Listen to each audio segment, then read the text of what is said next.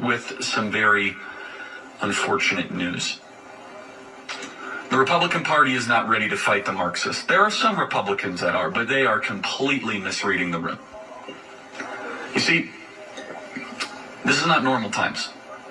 And I hear from people every so often, well, Charlie, why can't we negotiate and go to the middle? Why can't we calm down the temperature in the country? I want that. I would love to go back to the country I grew up in, where we used to negotiate and be able to give a little and have Tip O'Neill and Ronald Reagan go and negotiate the budget. Everything has changed post-Donald Trump. Because Donald Trump exposed neoliberalism, which was a bipartisan deal on three major issues: immigration, trade, and especially war, as Tucker Carlson perfectly pinpointed in his Twitter video. So the whole country has changed.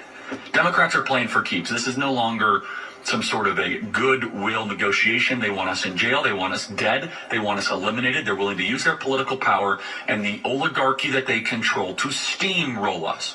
You see that in the audience. You hear that. You see their language. You see how they act. You see how they're willing to use the criminal justice system, the Department of Justice. You see how they go after children, which is why we're here at the Turning Point Academy Summit, to try to push back against the perverts and the groomers.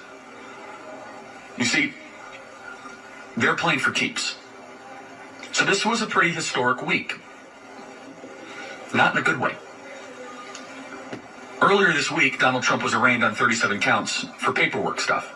Meanwhile, Hillary, Chuck Schumer, James Comey, all these people get cable news contracts and book deals. We've been through that. We called on the Republican candidates to go down to Miami, Florida, and show support. Imagine how powerful it would have been. First for the party, second for his candidacy, and most importantly, the country. If Governor Ron DeSantis would have showed up in Miami, Florida, a couple hours before Trump arrived and said, I'm the governor of the state, this is nonsense, this is garbage. As I say, Florida is where woke comes to die. I'm going to say, if I'm president of the United States, as President DeSantis, this sort of criminalization of political dissidents will go to die. It would have been powerful. He would have gone up in the polls. MAGA would have gained respect for him.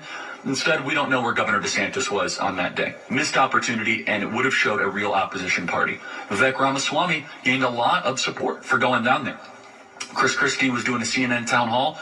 Nikki Haley, I think, was discussing war plans to invade another foreign country. Asa Hutchinson was probably raising money from Walmart. I don't know. But they obviously had something more important to do than be there. That was a disappointment, but it was a tell.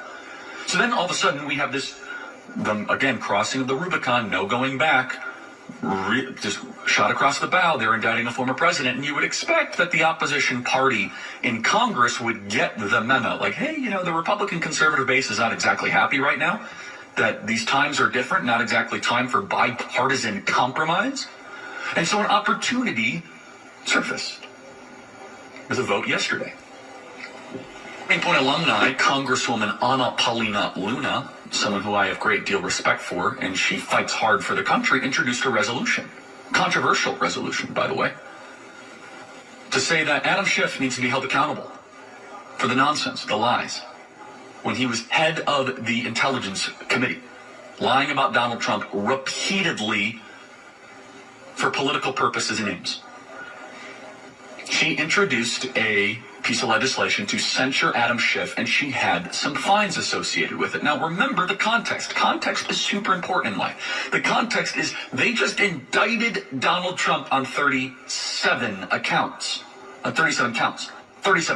This is the context of the week.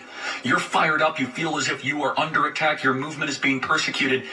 And you're like, hey, House of Representatives, what are you going to do?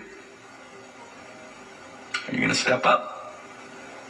So Ana Paulina introduces this piece of legislation, but let's just go back and remind ourselves of exactly what Adam Schiff did, the lies he spread, the misinformation that he peddled. Play cut 73. I think there's plenty of evidence of collusion or conspiracy in plain sight. But you admit all you have right now is a circumstantial case.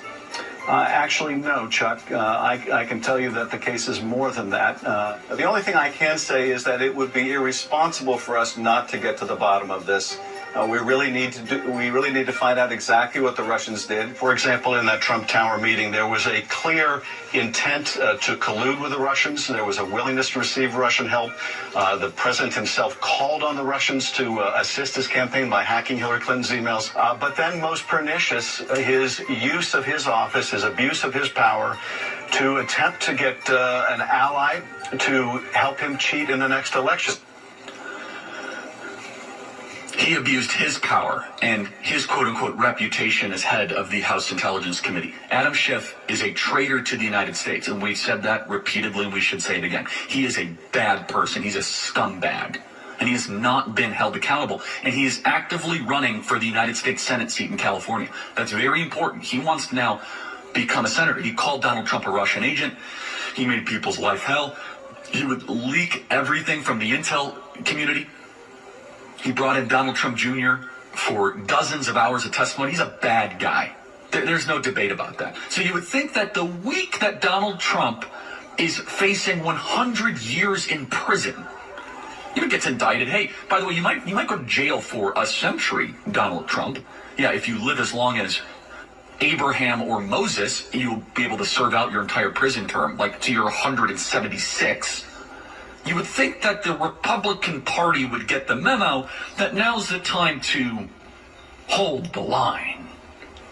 You would think that the Republican Party would say, hey, the leader of the opposition party, even though you might not like his tweets and you might not even think what he did on the document stuff was perfect, there's probably a bigger game at play here that the other side needs to understand that if you go after one of our own, we're going to go after someone like Adam Schiff and hold him accountable. I'd go after holding him accountable for legitimate misdeeds. But I'm troubled to report that yesterday, Congresswoman Ana Paulina Luna's resolution in front of the House of Representatives failed. 20 Republicans, of which we will name those names on this program, can we get the roll call, did not want to do it.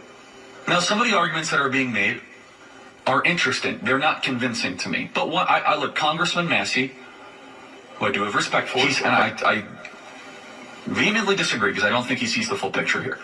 He says, look, this is not right because it would be wrong if the majority party now has the power to issue fines. The whole idea is the fines on Adam Schiff. Should he have to pay something like $16 million in fines? And he says this, he says, look, it's wrong for the majority party to then be able to use their power to potentially bankrupt the minority party. Even though Nancy Pelosi did issue fines for not wearing masks during COVID. There's a little teaser that I want to introduce here as we segue into the next segment here.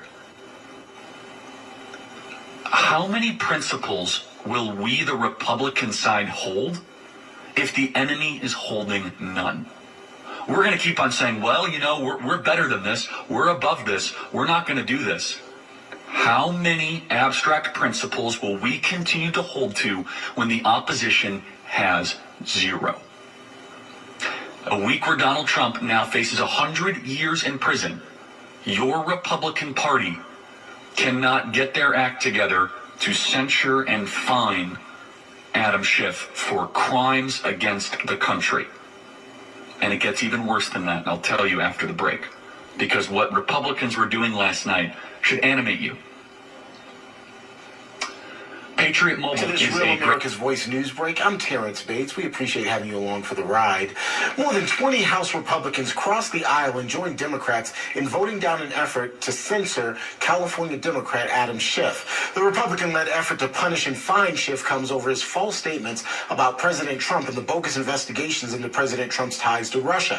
Florida Congresswoman Ana Paulina Luna sponsored this measure. Whereas the American taxpayers paid $32 million to fund the investigation into collusion that was launched as a result of Representative Schiff's lies, misrepresentations, and abuses of sensitive information. And whereas it is determined by an investigation conducted by the Committee on Ethics that Representative Schiff lied, made representations, and abused sensitive information, he should be fined the amount of $16 million.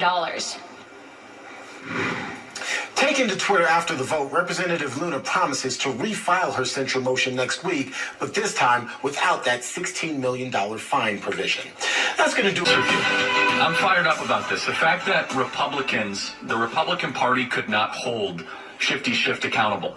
The same week that they just unapologetically go indict Donald Trump on 37 counts. What game are they playing exactly? I have an answer to that. I know what game they're playing.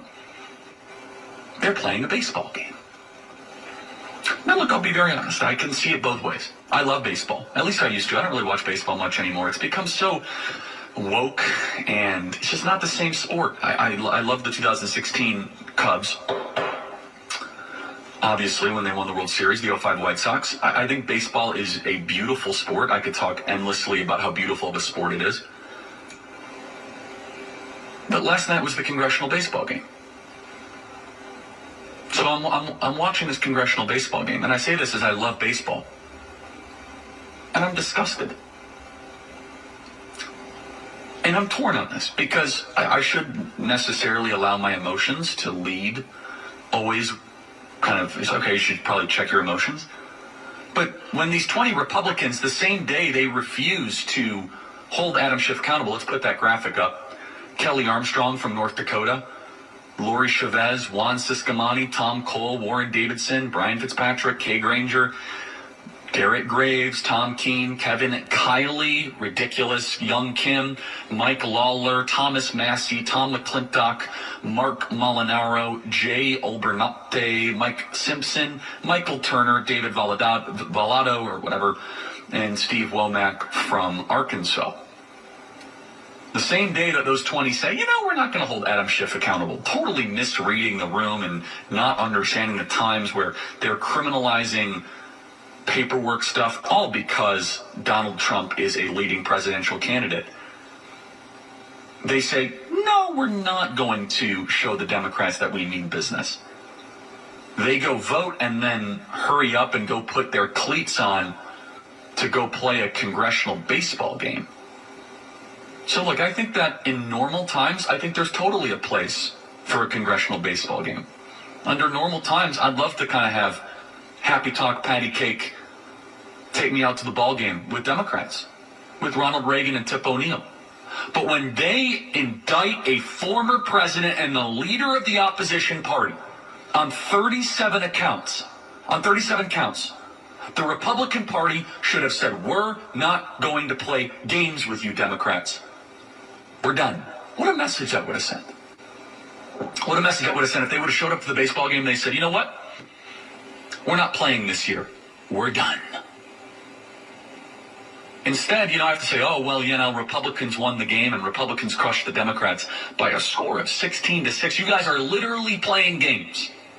Literally playing games while our republic is at stake. This is not normal times. Indicting the leader of the opposition party for political purposes using Soviet-style, KGB-style Maoist tactics.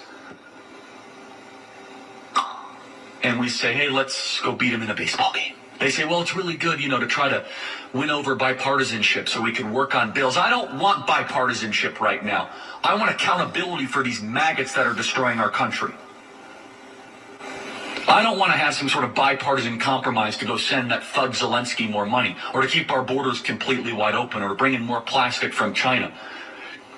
Cheerio, let's just, have a great ball game, everybody. That is a 1990s America that the Democrats killed. And so, I see it both ways. I think some people will email me. They say, well, Charlie, come on.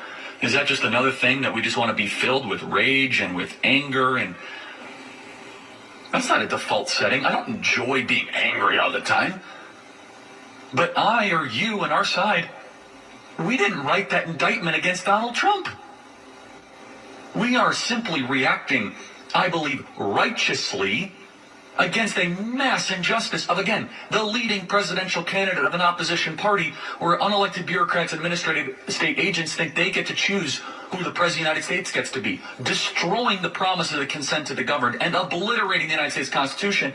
And I have to watch a bunch of Republicans act as if they're Joe DiMaggio and doing their best Albert Pujols impersonation. Great. Hilarious. You won 16-6. The country is dead. I don't care if you win a baseball game against the Democrats. I wouldn't have said this 5 years ago. I just think it was really fun. Cool. Wow, look at how old the Democrats are, so they can't win games anymore. And they're like stumbling over themselves when they're trying to steal second base. That's hilarious. Yeah, the country is in a dire moment right now. We are under a metaphorical blitz. I have an interesting question.